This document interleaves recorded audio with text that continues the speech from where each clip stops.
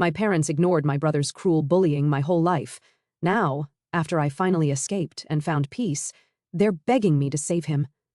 Growing up, my family dynamic was complicated, to put it lightly. I always felt like the invisible kid, like I was just an extra piece in a puzzle that was already complete without me. My older brother Blake was the main character in our family, and I was just a side note. Blake has ADHD, and while I understand now that it can make things difficult, it felt like my entire childhood revolved around accommodating him. I don't remember a time when Blake wasn't the center of attention. It was like he had this gravitational pull, and everyone, especially my parents, orbited around him. From the moment I was born, it was clear that Blake didn't want me there. He was 5 years old, and instead of being excited about having a little sibling, he seemed to hate me on sight. Blake's jealousy started early. I was too young to remember the details, but my mom would tell stories about how he'd throw massive tantrums whenever she or my dad gave me any attention. As I got older, I started noticing it myself. If I was playing with a toy, Blake would snatch it out of my hands, even if he didn't actually want it. It was like the simple fact that I was enjoying something made him furious. Birthdays were the worst. You know how birthdays are supposed to be a big deal when you're a kid, a day where you get to feel special? Not for me. Blake made sure of that. Every single year, he'd throw some kind of fit. He'd cry, scream, knock over the cake, or just make a scene in front of everyone. My parents' reaction? Blake doesn't mean it, he's just overwhelmed, or you know how Blake gets. I didn't even care about the presents after a while. I just wanted one day where I wasn't overshadowed by Blake's drama, but it never happened. Even when I was older and tried to advocate for myself, it was like my parents didn't hear me. Blake always came first. When I was little, I tried to brush off Blake's behavior because, well, I didn't know any better. But as I grew older, it became clear that he wasn't just difficult.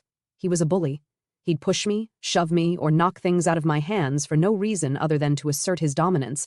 He bit me a few times too, and while I know that sounds ridiculous now, it was genuinely terrifying as a kid. My parents would say, "Oh, he's just being a big brother," or "You'll understand when you're older." Spoiler alert, I don't understand, and I never will. He grew. The worst part wasn't even Blake's bullying. It was the fact that my parents let him get away with it. Every time I told them how much it hurt, they just shrugged it off. "Blake's special. You need to be patient with him." Patience.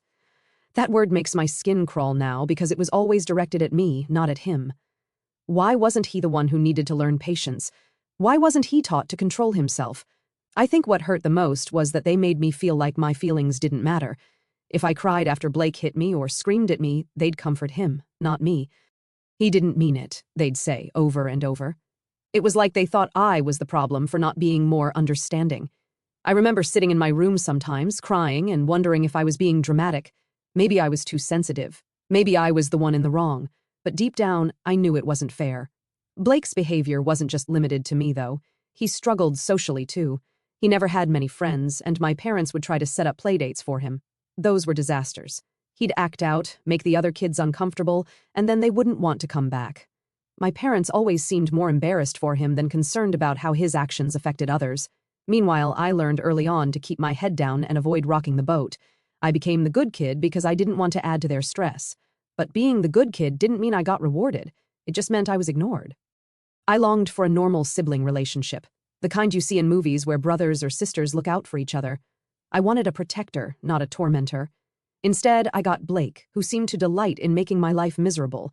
One of the most vivid memories I have is from when I was about 13. I begged my parents to take me on a trip to Disneyland, just the three of us, for once. I wanted something special that didn't involve Blake. After days of pleading, they finally agreed. The plan was to leave Blake with our grandparents for 3 days and have some one-on-one time with me. I was so excited I couldn't sleep the night before. But when Blake found out about the trip, he lost it. He screamed, cried, and even threw things around the house. He got in my face, yelling that he'd kill me if I tried to steal our parents from him.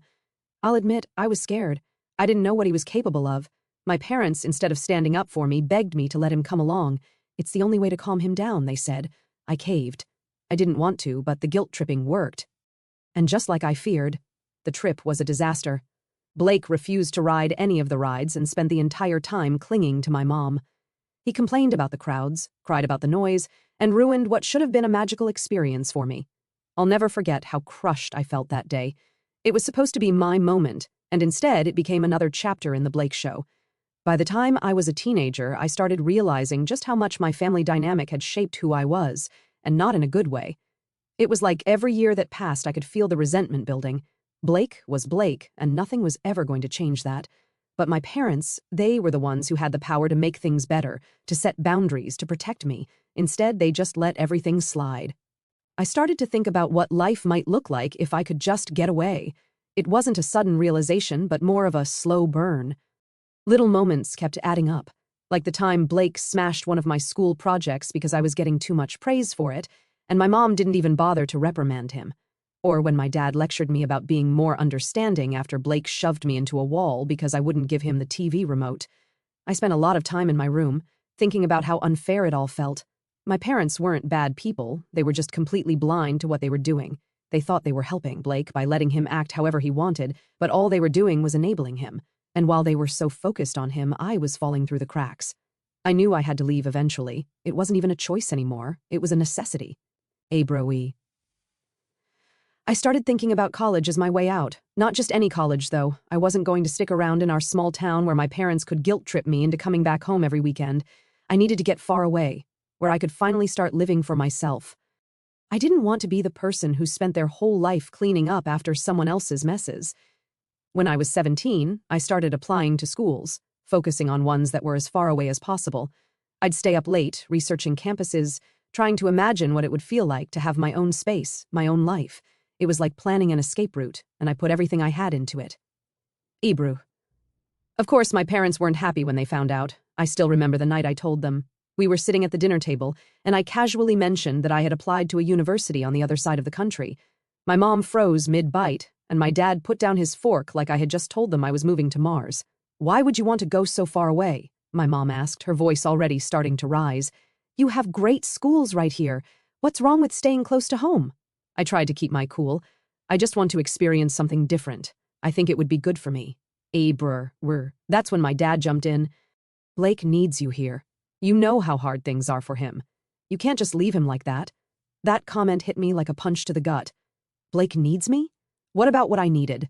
I looked at them both, trying to find the right words to explain how much I was suffocating in that house.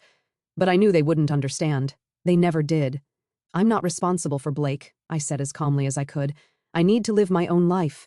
That's when the conversation took a turn I'll never forget. My dad, clearly frustrated, blurted out something I don't think he even meant to say. "We had you so that Blake would always have someone to take care of him." I stared at him, my stomach dropping like a rock. My mom immediately jumped in, trying to backtrack. "He doesn't mean it like that," she said, her voice shaking. "Of course we love you. You're just part of the family plan." Part of the family plan. I don't know if they realized how much damage those words did, but in that moment, everything clicked for me. My whole life, I'd felt like I was second place to Blake. Now I knew why. I wasn't just second place. I was a backup plan. I didn't say much after that. What could I say? The idea that my parents didn't see me as my own person, but as an extension of Blake's care was too much to process. I excused myself from the table and went upstairs, closing the door behind me. That night, I made a promise to myself, no matter what it took, I was going to leave. I wasn't going to let my parents' expectations trap me in a life I didn't want. I didn't care if they called me selfish or ungrateful or whatever else they wanted to throw at me. For once, I was going to put myself first. The next few months were a whirlwind. I threw myself into my schoolwork, determined to get the grades I needed for a scholarship. I started saving every penny I could from my part-time job, even though it wasn't much. And when acceptance letters started coming in, I didn't tell my parents right away. I wanted to have a plan in place before I broke the news. When I finally told them that I'd been accepted to a university across the country, they didn't take it well. My mom cried, my dad tried to guilt-trip me, saying I was abandoning the family. They even threatened to cut me off financially, which was laughable considering they hadn't saved much for my college fund to begin with. But I didn't care. I had already talked to my grandparents, who were the only ones who truly supported me. They offered to let me stay with them until I was ready to leave for school, and even said they'd help me with some of the costs. It wasn't ideal, but it was enough. The day I packed my bags and left for my grandparents' house was the first time I felt like I could breathe. My parents tried one last time to convince me to stay, but I didn't look back. I knew I was doing the right thing. That summer, I worked harder than I ever had before, saving up as much money as I could and preparing for the next chapter of my life. I was scared, sure, but I was also excited. For the first time, I felt like I had a future that was truly mine. Looking back now, I realized that leaving wasn't just about escaping Blake or my parents' expectations. It was about finding myself, about proving to myself that I was more than just an afterthought in someone else's story. And even though the road ahead was going to be tough, I knew I was ready for it. When I finally left for college, it felt like stepping into another world. For the first time, I could breathe without constantly looking over my shoulder for Blake or worrying about what my parents wanted. I won't lie and say it was easy. Those first few months were tough, but it was the freedom I had been craving my entire life. The hardest part was figuring out how to make ends meet. My parents followed through on their threat to cut me off financially, not that they had much to offer anyway, but it still stung, knowing they were serious about it. It wasn't just about the money. It was about how little they valued me as a person. I didn't hear from them after I left, not even a single call or text to see if I was okay. They made it clear that if I wasn't willing to play the role they had planned for me, I wasn't worth their time. Thankfully, my grandparents had my back. They let me stay with them for the summer before I left for school, and even helped cover some of the costs to get me started. My grandpa gave me this long speech about how I should never feel guilty for leaving, and how proud he was of me for wanting to chase my dreams. It was the kind of support I'd never gotten from my parents, and I think it's the only reason I didn't completely fall apart. When I got to campus, I realized just how unprepared I was for the real world. Most of the kids around me seemed to have it all figured out. They had supportive families, money to spend, and no clue what it was like to go it alone. Meanwhile, I was juggling part-time jobs, student loans, and the overwhelming feeling that I didn't belong. I worked as a server at a diner near campus, pulling late shifts to make rent and afford textbooks. There were nights I'd come home so tired I could barely stand, but I knew I didn't have a choice. I had to make it work because there was no safety net waiting for me if I failed. Despite all the stress, I loved being on my own. No one was breathing down my neck, telling me to be patient with Blake or guilting me into doing something I didn't want to do. For the first time in my life, I was in control. It wasn't just about financial independence, though. Emotionally, I was finally starting to unpack everything I'd been through growing up. I didn't realize how much damage my family dynamic had done until I was away from it. In high school, I was always so focused on surviving day-to-day life that I never had the time to process how I really felt. But in college, there were nights I'd lie awake in my tiny dorm room, replaying memories in my head and trying to make sense of it all. One thing that stuck with me was how little my parents had tried to support me once I left. I wasn't expecting them to beg me to come back or anything, but the complete silence was deafening. I used to think that deep down they cared about me in their own way, but after months of not hearing a word from them, I started to question if that was true. Did they ever care about me? Or was I really just an accessory to Blake's life, like my dad had said? Meanwhile, I started to hear bits and pieces about what was going on back home from my grandparents. Blake wasn't handling my absence well. Without me there to absorb his anger, he started acting out in new ways. My grandparents told me he had started bullying neighborhood kids, throwing tantrums over the smallest things, and generally making life miserable for everyone around him. Part of me felt guilty, like maybe I'd made things worse by leaving, but another part of me felt relieved. For once, it wasn't my problem to deal with. Despite everything, I started to thrive in my new environment. I made a few close friends, people who didn't know about my past and just liked me for who I was. It was refreshing to be around people who didn't treat me like I was invisible or expect me to constantly put someone else's needs ahead of my own. Slowly but surely, I started to feel like I was becoming my own person. Academically, I worked my butt off. I wasn't the smartest person in the room, but I was determined to prove to myself that I could succeed on my own terms. Every A I earned felt like a middle finger to my parents, like I was showing them I didn't need their approval or support to make something of myself. I didn't just want to survive, I wanted to thrive. By the time I graduated, I had a degree, a job lined up, and a sense of accomplishment I'd never felt before. My grandparents were there at my graduation, cheering me on from the stands. My parents? Not a word. I didn't expect them to show up, but it still hurt. It was another reminder of how little I meant to them outside of my role in Blake's life. After graduation, I moved to a new city and started my first real job. It wasn't glamorous, but it paid well, and for the first time, I didn't have to worry about money every second of the day. I was finally able to start paying off my student loans and, more importantly, begin repaying my grandparents for the financial help they'd given me over the years. They never asked for a dime back, but it mattered to me to show them how much I appreciated everything they'd done. Meanwhile, I kept hearing updates about Blake from my grandparents. His behavior was getting worse, and my parents were struggling to manage him. He had started targeting the neighborhood kids, throwing water on them and yelling at them to stay off his street. Eventually, one of the parents had enough and called the police. Blake was arrested for harassing children, and my parents had to bail him out. Hearing about it didn't surprise me, but it did make me sad. Blake was still the same person he'd always been, and my parents were still enabling him. Through all of this, my parents never reached out to me, not even once. It was like they had written me off completely, and honestly, I was okay with that. I had spent so much of my childhood trying to earn their love and approval, and I was done. I was finally living for myself, and it felt amazing. Ibruch. Of course, that silence wouldn't last forever. One day, out of the blue, my phone rang, and I saw my dad's number on the screen. After 6 years of nothing, they were reaching out. I didn't know what to expect, but I had a feeling it wasn't going to be good. At first, I thought it might have been an accidental call, but something in me couldn't let it go. I stared at my phone for a few seconds, debating whether to answer. Against my better judgment, I picked up. "Abra, hello?" My voice was cautious, almost shaky. "Oh, Bray, hey, it's Dad." His voice sounded older, more tired. "How are you doing?" "Oh, Brooke."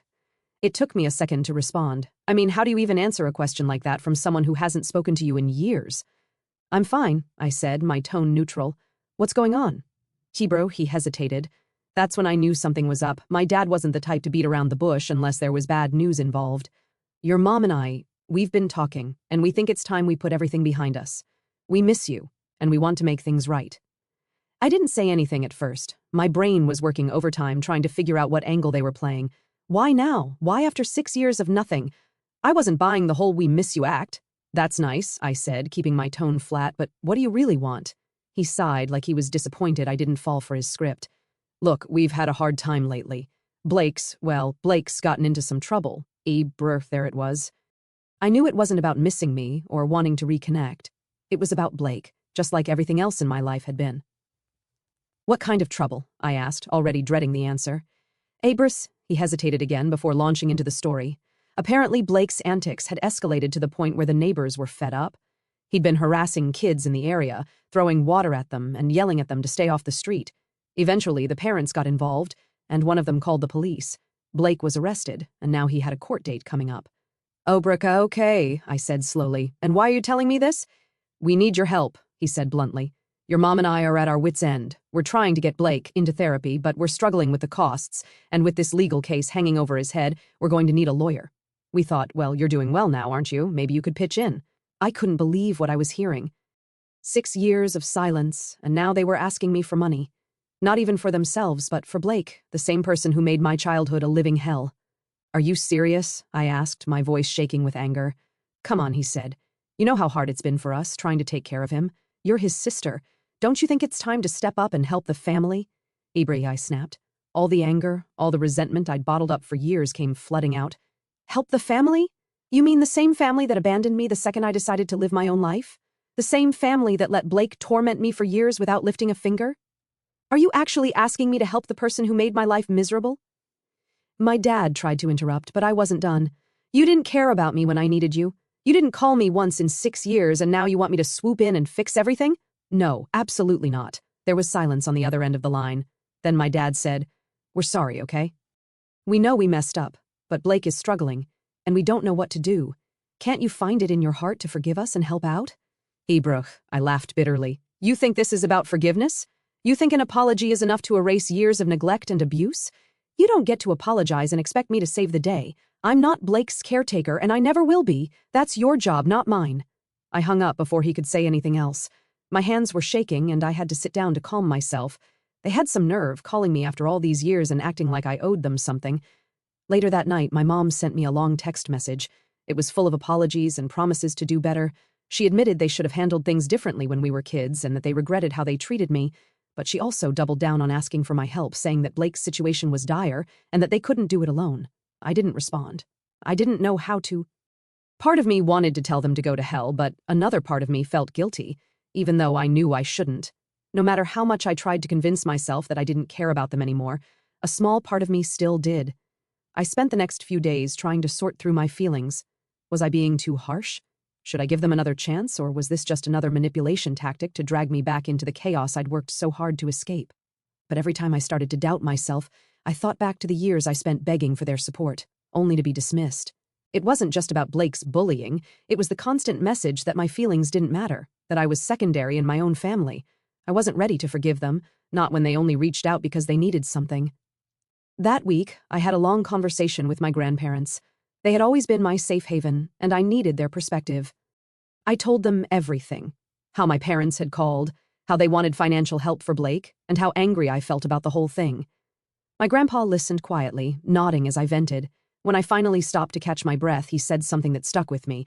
"You don't owe them anything," he said firmly. "They made their choices, and now they're dealing with the consequences. It's not your job to clean up their mess." Hearing that from him was like a weight lifting off my chest. For years, I had carried this unspoken expectation that I was somehow responsible for my family's happiness. But the truth was, I had done everything I could.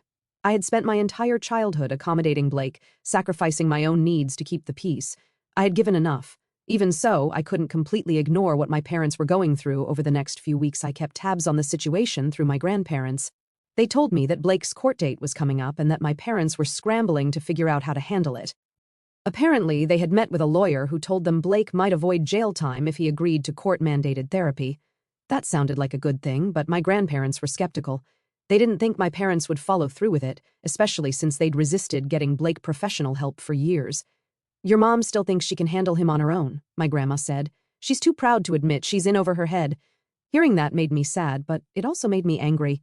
My parents had spent years enabling Blake's behavior, refusing to hold him accountable for anything, and now they were dealing with the fallout of their own choices. They were desperate for help, but not because they wanted to make things right with me. They wanted me to step in and fix things for them, just like they had always expected me to do. That realization helped me solidify my boundaries. If my parents truly wanted to repair our relationship, they needed to prove it wasn't just about Blake. They needed to acknowledge the years of neglect and pain they caused me, and make an effort to change. I wasn't going to be their backup plan anymore. A few weeks later, my grandparents told me that Blake's court date had come and gone. The judge had ordered him to attend therapy and issued a restraining order that required him to stay away from the neighborhood kids he had been harassing. My grandparents seemed cautiously optimistic, but I wasn't holding my breath. Therapy could help, sure, but only if my parents actually supported the process. Given their track record, I wasn't convinced they'd follow through. Meanwhile, my parents hadn't tried to contact me again. At least, not directly. My grandma mentioned that my mom had been venting about me during one of their conversations. According to her, my mom was frustrated that I hadn't responded to her message and felt like I was punishing them by staying distant. When my grandma told me that, I just shook my head. It wasn't about punishment. It was about protecting myself from more hurt. Still, I couldn't shake the feeling that this wasn't over. My parents were too stubborn to let things go, especially when it came to Blake. And sure enough, a few days later, I got a message from a number I didn't recognize. It was my dad, using a new phone to reach out. The message was short and to the point. "Sorry if we upset you. We just want to talk. Please give us a chance." Ebroof. I stared at the message for a long time, debating whether to reply. On one hand, I was curious. Had they really changed? Did they genuinely want to mend things, or was this just another attempt to rope me back into their drama? On the other hand, I didn't want to open the door for more manipulation. I'd worked so hard to build a life away from their chaos, and I wasn't sure I was ready to risk it. In the end, I decided not to respond. I wasn't ready to face them yet, and I wasn't going to let guilt dictate my choices. If they truly wanted to make amends, they would have to prove it through their actions, not just words. After ignoring my dad's latest attempt to reach out, I finally felt like I was beginning to close a chapter in my life that had been left open for too long. My childhood and teenage years had been defined by my family's dysfunction, but now I was in control. That didn't mean the emotions disappeared overnight. There was a lot I had to process, and the journey to truly moving on was far from easy. A few weeks after my dad's text, I got an update from my grandparents about how things were going back home. Blake had started his court-mandated therapy, but not without resistance. Apparently, he had thrown a massive fit before his first session, yelling that he didn't need help and that everyone else was the problem. My grandparents said my mom had to practically drag him out of the house to get him there. Hearing about that didn't surprise me. It was classic Blake behavior. But it did make me feel a strange mix of emotions. On one hand, I was relieved he was finally being forced to confront his issues. On the other hand, I couldn't help but wonder if therapy would actually help him or if it was too late for meaningful change. Years of enabling don't just disappear because of a court order. Meanwhile, my parents were still struggling financially. Between Blake's legal fees, the fines they had to pay, and the cost of therapy, they were barely keeping their heads above water. My grandparents mentioned that they'd had to step in a few times to help cover expenses even though my parents hadn't asked directly. My grandparents didn't seem happy about it, but they said they couldn't stand by and watch my parents sink. I felt bad for my grandparents. They'd already done so much for me, and now they were being dragged into my parents' mess. I told them they didn't have to keep me updated if it was too stressful for them, but they insisted. You deserve to know what's going on, my grandma said, even if you're not involved. Despite everything, my grandparents were still encouraging me to maintain some kind of distance. They knew how much pain my parents had caused me, and they didn't want me to get sucked back into that dynamic. They need to learn how to stand on their own, my grandpa said, and you need to keep living your life. I still heard updates from my grandparents every now and then. They told me that Blake's therapy sessions had been rocky, but that the therapist was optimistic about his progress. My parents, meanwhile, were still trying to repair their reputation in the neighborhood after everything that had happened with Blake and the local kids. It sounded like they had a long road ahead of them, but that was their journey to navigate, not mine. As for me, I started making plans for the future. I'd been saving up for years, and I was finally in a position to travel, something I'd always dreamed of but never had the chance to do. I booked a trip to Europe, just me and a backpack. The thought of exploring new places on my own was both exciting and terrifying. Before I left, I made sure to visit my grandparents. I wanted to thank them for everything they'd done for me, for their support, their love, and their unwavering belief in me, even when my parents didn't. We spent the day reminiscing about old times, and my grandpa gave me one of his famous pep talks before I left. You've been through a lot, he said, but you've come out stronger because of it. Don't let anyone take that away from you. As I boarded the plane for my trip, I thought about how far I'd come. My parents might never fully understand the pain they caused me, and Blake might never change, but that was okay. I wasn't living for them anymore. I was living for myself, and for the first time in my life, that was enough.